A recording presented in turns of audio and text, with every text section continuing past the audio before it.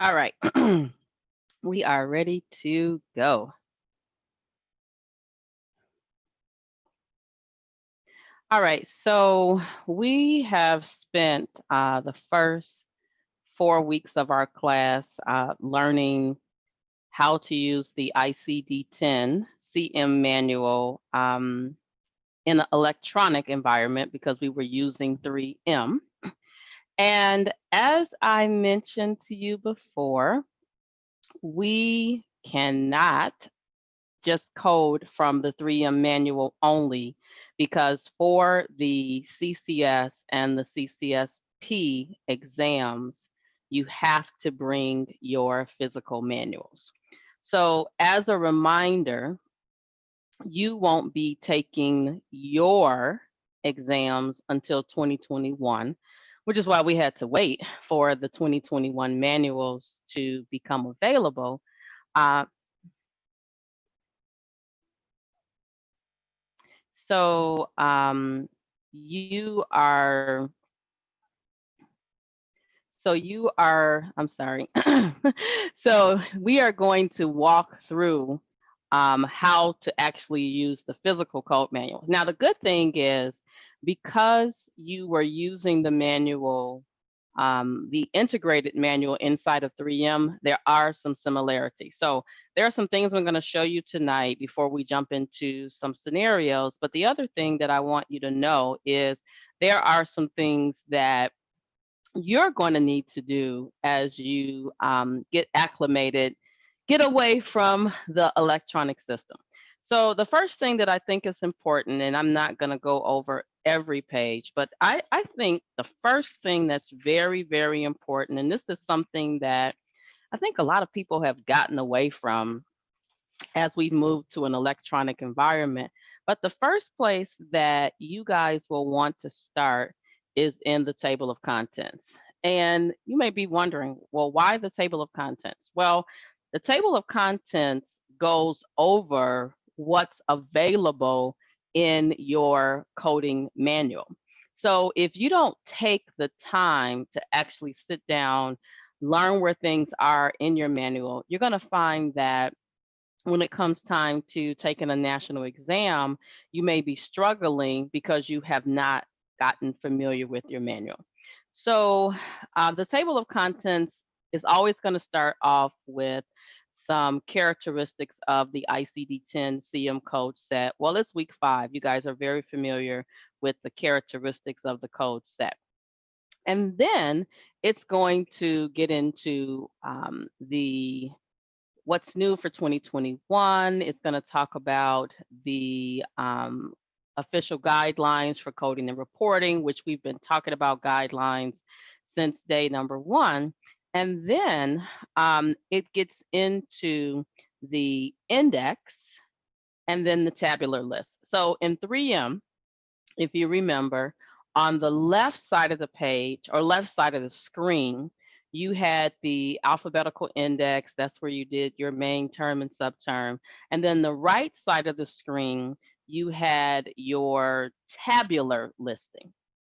And so now, instead of typing onto a computer screen, you actually are going to be flipping through your manual. And the transition should not be that difficult because of the fact that you spent literally 5 weeks coding scenarios. So you understand the concept. We're just now going to transition to the physical manual. So I recommend that you take some time to look at the entire manual from start to finish. All right, so from there, I want to take us over to where the guidelines are. And I know before classes started, we all had printed out a copy of our 2021 code set. And, I still recommend that you use that code set because, or that electronic version or that paper version, because what you're going to find is that that is still helpful. I think I mentioned to you guys before that every year I have my paper copy of the guidelines. So the good thing is we now have our manuals. The 2021 guidelines are actually in the manual. And so you may just want to take some time to, get familiar to them. The one thing I will tell you, and for those of you who have eyes like mine, one thing that you probably have noticed is, wow, the words are kind of tiny on the paper. They're actually larger in our bigger version of the guidelines, the copy that we had, which was like what, 127 pages. Well, in the physical code manual, they, if you'll notice, have the guidelines on, two sides of the page, two columns to conserve space. So after the guidelines, and I showed you guys the 2020 code manual while we were waiting, and it's essentially, gonna look the same. So on page 1 of the manual, we have our index to diseases and injuries. And as you may recall, the index has 4 parts. So part number 1 is the index to diseases and injuries. And so this goes from page 1 all the way over to page 334. And that portion ends. And then you have the neoplasm table, which begins on 335 in our 2021 code manual. Now, we did a few neoplasms, so you are familiar with the fact that the neoplasm table has the 6 columns. And the neoplasm table, just like everything else in this book, is going to be a little bit tighter in terms of content. So you'll notice that on page 335, there are body parts that are on the left side. And then over here towards the middle, another set of body parts. So as you are spending some time to pull yourself away from using 3M to now going to this paper format, now that we finally have our manuals, again, take some time to just get warmed up to the manual. All right, so after the neoplasm table, from there, and this is going to start on page 354, we have our table of drugs and chemicals. Now, before anyone asks, do I recommend tabbing your manual? I think that that's a personal preference in terms of if you want to tab your manual. I think that everyone has a different approach, has different needs. I will tell you, for me, the tabs kind of get in the way. And so I personally don't, like to have tabs on my manuals. If you are thinking that you may want to have some tabs on your manuals, there are some really great videos out there on YouTube that you can research to see if this is something you want to do. To even see what they look like. So some people will tab the different parts of the alphabetical index. As it relates to the index to diseases and injuries, they will tab using the letters of the alphabet. Again, you have to decide what works best for you. All right, so we have the table of drugs and chemicals right there. Again, starting on page 354. And we haven't actually used this table yet. We will be in the coming weeks. But the table of drugs and chemicals, just like the neoplasm table, has certain columns. And once we get to this portion of our class, you will get to use those columns and actually learn more about those columns. All right, so after the table of drugs and chemicals, we have the last portion of the alphabetical index, and that is going to be the external cause index. So as you know, now there are 4 parts to the alphabetical index, the coding process always is going to start in the alphabetical index. And where you start in the alphabetical index is really going to be based on um, what you're actually coding for today. And so, if you're coding a situation where there is an accident, your accident codes, your external cause codes will be a code that you'll use. But because you guys know from guidelines, when we spend all that time looking at the guidelines, you know that external cause codes cannot go first. I said this on Tuesday night. I'm going to say it again. You really want to make sure that you've read those guidelines from cover to cover several times before our class ends. You have to, obviously you're not going to memorize all of them right now, but you need to build awareness about the fact that they're there, so that as we continue to code, you will recognize which guidelines apply when and when they don't. All right, so those are the four parts of the alphabetical index. And we'll look up a scenario in a moment, but let's go over to the tabular list. So when we first started our journey into the ICD-10-CM code set, one of the things that I mentioned was that prior to 2021, we had 21 chapters in our tabular list. And thanks to COVID-19 and vaping disorders, we now have 22 chapters of the ICD-10-CM code set.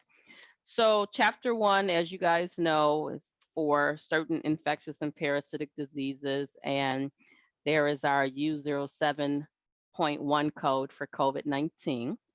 And then after that, and I'm going to just bring my manual up over a little here, the chapters are structured so that the color changes as you go from chapter to chapter.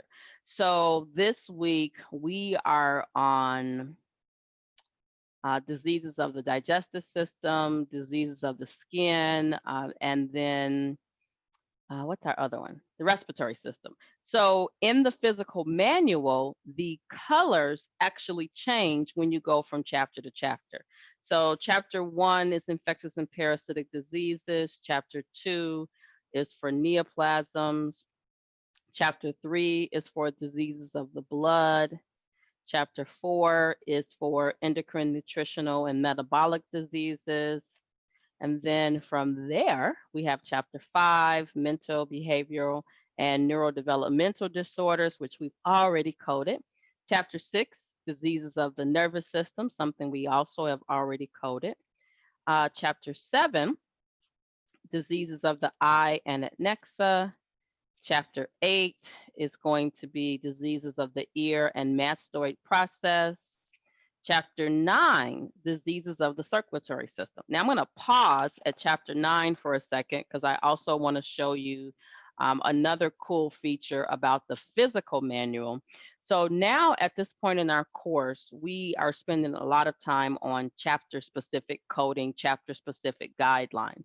So the way that the physical code manual is set up is that at the very beginning of each chapter, the chapter specific guidelines are in the front of that chapter. And the other cool feature, I think probably one of my most favorite parts, is that there are some examples of the guideline with a clinical scenario. So the purple boxes that you're seeing here, these are all actual guideline examples. All right, so then after chapter 9, diseases of the circulatory system, we have the respiratory system, which actually brings us to this week. And I want to point out something else that we've actually been spending some time with this week. So in 3M, one of the things that we talked about so many times was whenever you're looking up a code, you always want to go to the beginning of that 3-digit category to read any notes. So we see here, there is a code, also the type of asthma, if applicable, and I'm on page 696 in our 2021 manual. So on page 696, J44, code also the type of asthma, if applicable. So on Tuesday night, we actually had a scenario where our patient had chronic obstructive bronchitis, which is right there. And they also had asthma, and we had to use an additional code for the asthma. So when you've heard me say this over and over again, that it's important to go back to that 3-digit code, I say that because this is where you're going to see those instructional notes that apply to the entire code family. And if you don't go back to the 3-digit code, you may not always know that an additional code is required. And you have to keep doing that until you just automatically know. Now, the other example that we had on Tuesday night was a situation where our patient had exacerbation of their COPD, and they had had pneumonia, or they had bronchitis. And so remember, we had to use J44.1. We also used J44.0, but then we had a third code, and part of that had to do with our excludes to note, um, which basically told us, hey, in addition to coding the J44.1, you also need to code the COPD, which is here, J44.0. And then we also picked up the code for the infection. So if it was bronchitis, it was J20.9. If it was pneumonia, it was J18.9. All right. Other features of the physical manual that are different than what you're going to see in 3M. And so let me just be very clear and intentional about what I'm doing tonight. We've been in class for 5 weeks. We spent a lot of time in 3M because we didn't have our physical code books. And so now we are in our physical code book. So I'm going over a few things, but I'm going to expect that you take some time and sit down with your manual and start to explore it. Because right now, week 5, I'm very confident in knowing that you guys know how to look up a code. And so now it's just making that transition to the actual physical manual. So another characteristic of the physical manual, which is a little different than what's in 3M, you'll notice for the different types of asthma, in green, you have the type of asthma. So mild intermittent at J44.2, mild persistent at J35.3, moderate persistent at J35.4. The other thing that's a lot different than what we've been doing in 3M is that you'll notice in front of J45.2, there's this red box that says check 5th digit. Well, what that is trying to let you know is, hey, J45.2 is not a complete code. And so you're going to look at these 3 options to select your final code. And so the difference in these 3 code options are here reflected in green: J4520, uncomplicated; J4521, exacerbation; J4522, status asthmatica. So all 3 of these are mild intermittent asthma. The only difference is uncomplicated, exacerbation, or status asthmaticus. Now, there are other little symbols that you're seeing here.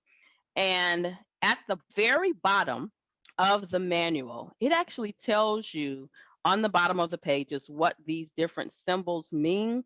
And so you really want to spend some time, again, reviewing what these actual symbols mean. Now, I'll let you on a little secret. The very beginning, in the table of contents, there's an introduction to the manual, and they actually talk about what these different symbols mean.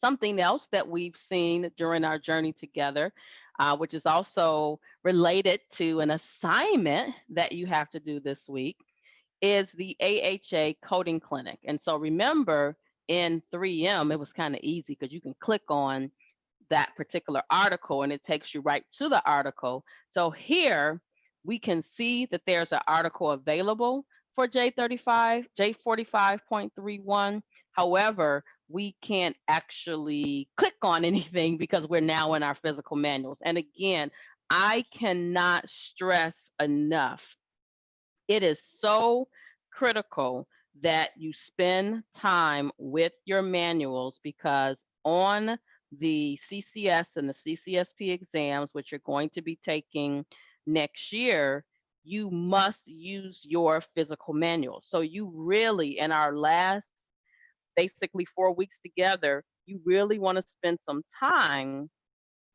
in the manuals and just just getting more and more familiar with the manuals.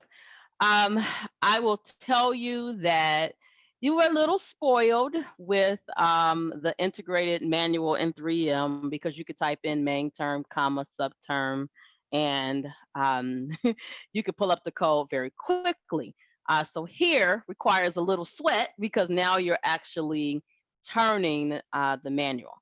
All right, so after chapter 10, the respiratory system, which actually takes us to where we are this week. So, chapter 10, the respiratory system, chapter 11, the digestive system, chapter 12 is for our skin conditions. And notice again, more guidelines as well as examples in the purple box.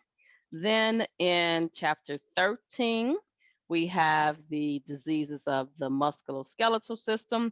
And so let me pause for a second and talk about tabs again. So some people will say, well, I'm going to tab all the different chapters so that if I know that I'm supposed to go over to a code that starts with an M, I'll have a little tab hanging off of my book that'll tell me, that'll help me get there quickly. Again, I do not have any videos on tabbing your manuals, but there are some great ones out there on YouTube that you may want to explore.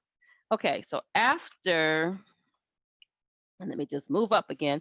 So after chapter 13, then we have chapter 14, which is for the genital urinary system. Chapter 15, pregnancy. Chapter 16 is for conditions originating in the perinatal period. Chapter 17 is our congenital conditions. Chapter 18, signs and symptoms. So I think at this point, you guys kind of see where this is going. Now, we today, because again, this is week 5, we are concentrating on the skin, the respiratory system, the digestive system. So we're going to actually pick up from where we left off tonight, or left off on Tuesday night. And I want to actually show you how to use the manual to look up a code. So first up, let's get a scenario up, and let's see. Tuesday night, I think we left off with about 2 or 3 more scenarios to go, but I'm gonna actually, oh yeah, we did do that one. So I'm actually going to start with this one here. So give me a second to get this pulled up.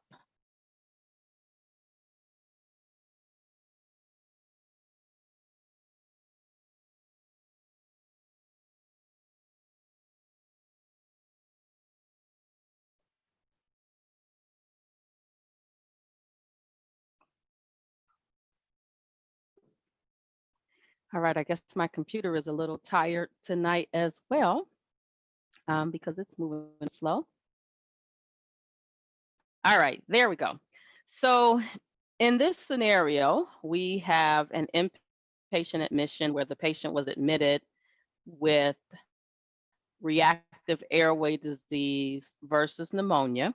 So immediately, and this is where I really want you guys to really, really, really focus on guidelines, because the first week of class, one of the things I asked you to do was to read section 1, 2, and 3, and 4. Actually, I asked you to read all of it.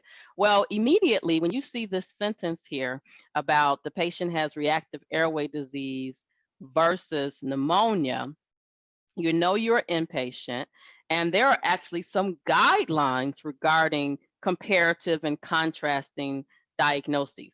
And that's what I mean by you will get to a place where as you're reading, you'll be thinking about the guidelines, but in order to do that, you have to read those guidelines over and over again. So after that, it talks about the patient had symptoms of wheezing, congestion, and it become very increasingly worse over the past few days. And the patient was healthy since birth, except for congenital pulmonary stenosis, which was evaluated during this admission. Patient was placed on meds, O2, blood culture, panel were negative, and he was to be followed by the pulmonary clinic. So the discharge diagnoses listed here are acute exacerbation of reactive airway disease, and then the patient also has mild pulmonary stenosis. All right, so at this point, everyone knows that the coding process starts in the alphabetical index, and in this case, is going to be the alphabetical index to diseases and injuries, because reactive airway is a disease. Um, Now, the one thing that I think is challenging, just like when we were in 3M looking up our codes, we had to figure out what main term should we use. Well, we know acute means that something is happening right now. We also know that exacerbation means the patient has this condition that's worsening. So then we have reactive airway disease. And so again, you're left with that, okay, where do I begin? And I have to be honest, when you are first starting off, it's a good idea to look up the active word in the sentence. So sometimes that works, sometimes it doesn't work, but you learn by trial and error. So, for example, you could look up disease. We know disease is a term in there, but what about reactive? So, let me take a look over in the alphabetical index and see if I can find as a main term the word reactive or reaction. So, I am over on page 290, 277. And in the middle column, when I go to reactive airway disease, the index says C, asthma. So you read your guidelines first week of class. You know that C is one of those conventions that is directing you to do so. And in this particular case, it's telling you, hey, there's no codes here for you. You have to go and see asthma. So what do? You turn over in your manuals and you go over to the letter A's.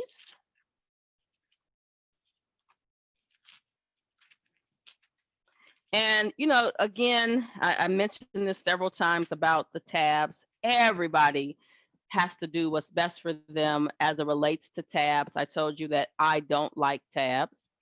So we we are here at the main term of asthma. Now, something that I showed you in the 2020 manuals that I want to show you again tonight, now that we have our 2021 manuals, is that the main terms are always in bold print. And then behind the main term, you have the words in parentheses, and those are non essential modifiers.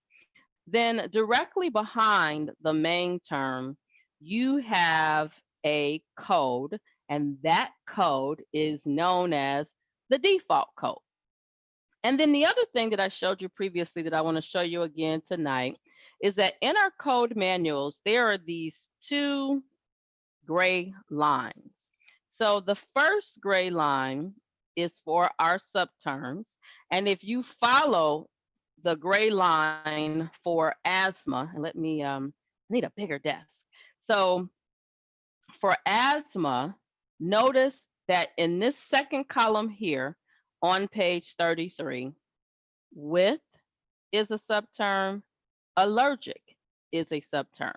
And then if you go over to the top of page 33, the upper right-hand corner, you have allergic, atopic, cardiac, cardiobronchial, childhood, so forth and so on. So the very first thing that you want to do is identify what your subterm is. Now, the other thing that I want you to note that's very, very important is that when you're looking up a main term, you're going to see it in the upper right-hand corner.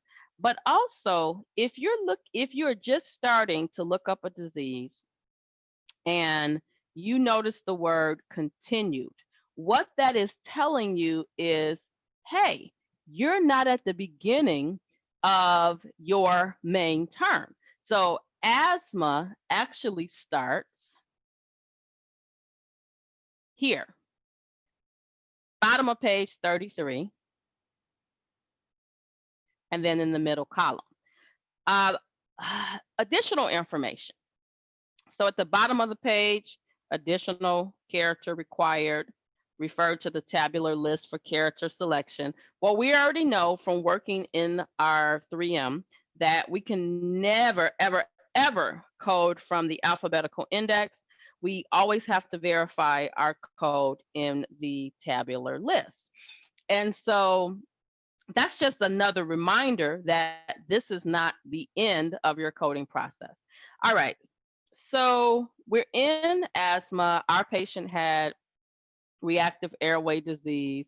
So we're looking at, okay, where do I go from here? So as you're looking up and down the page, so you're starting with asthma and with, and then all of the other subterm options, the $1 million question is, where do I go